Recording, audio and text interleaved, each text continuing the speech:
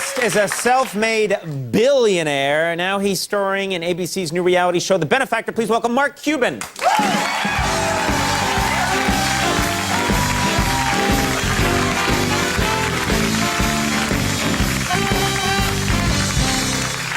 Right off the bat, you are a billionaire. Why are you doing a reality TV show? You don't have to do a reality TV show. But I love hearing people say that.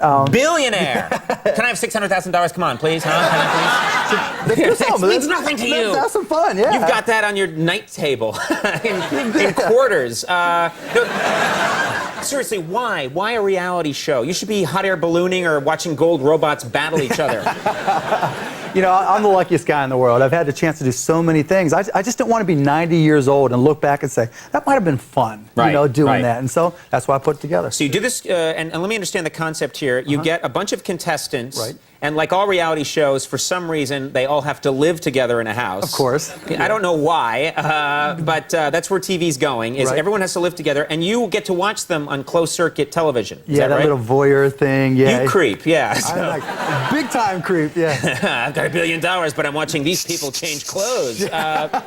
So, and the concept is, it's different from, say, The Apprentice. The Apprentice, people are trying to prove who would be the best CEO. What are they trying to prove on The Benefactor? Well, you know, all the competitive reality shows are kind of progeny of Survivor. Right. You know, and Survivor is about surviving the elements. The Apprentice is about moving up the corporate ladder. Right. The Benefactor is about the dream, the American dream. Do you have what it takes to be successful? And then surviving me.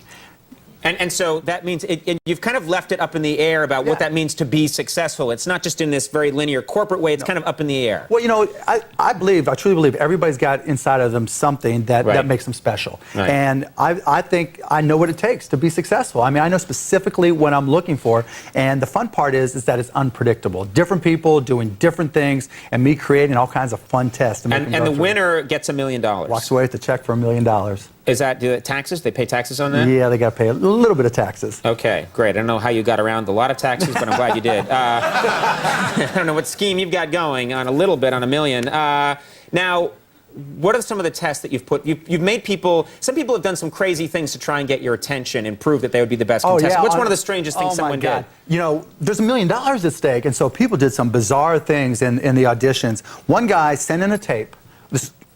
He put a cow in front of him, and like a real cow, and he said, "You think there's other people who do crazy things for $1 million? Watch this." He puts a glove, a plastic glove, stands behind the cow, goes 1, 2, 3, his arm disappeared up to his elbow. I don't know what he pulled out. The cow should get the $1 million. The cow should get It was nasty. It was nasty. The cow's like, you get $1 million for punching me in the rectum? Smiling. No, I don't think so. Smiling. The cow should be wearing a top hat and driving a BMW at the end of the segment.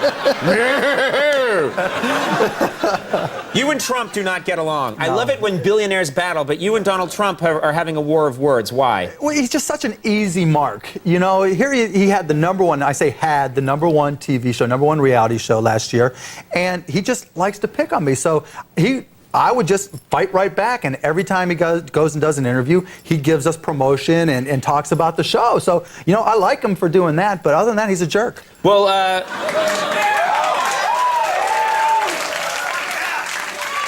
have you seen my Trump impression, by the way? I have the best Trump impression next. All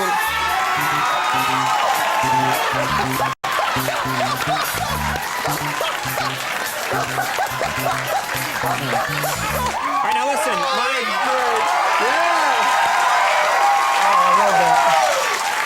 here's my question. My question is, he has out and out said that your show's gonna fail. He said it was gonna fail. Yep.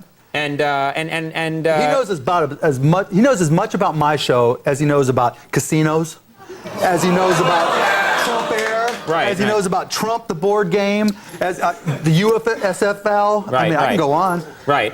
So this gets nasty. Now, Trump does have a good catchphrase on his show, "You're fired." Right. Do you have you need a catchphrase these days. What's your catchphrase? I got a great catchphrase. Not when I fire people, not when I cut people, right? This is how I encourage people. People say, well, how do I challenge myself? How do I get through the test? And my line is, no balls, no babies. Oh, my God. Think about that. Think about that. no babies. Is that not a great line? What made you think of that?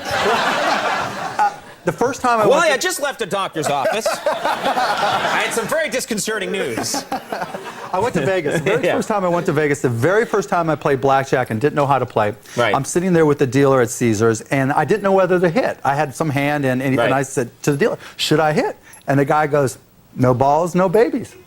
I thought, what a great line.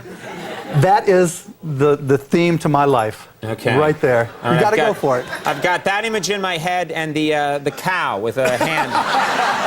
It's a wonderful evening for everybody. Well, The Benefactor airs Mondays at 8 o'clock p.m. on ABC, so check that out. Mark Cuban, thanks for being here. Good luck to you. Thank you. We'll be right back with Emo Phillips. Stick around.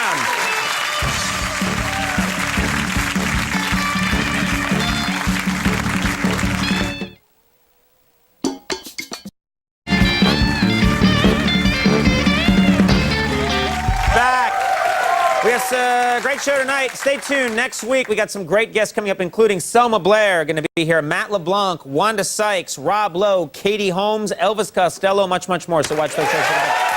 Emo Phillips. You don't want to miss Emo.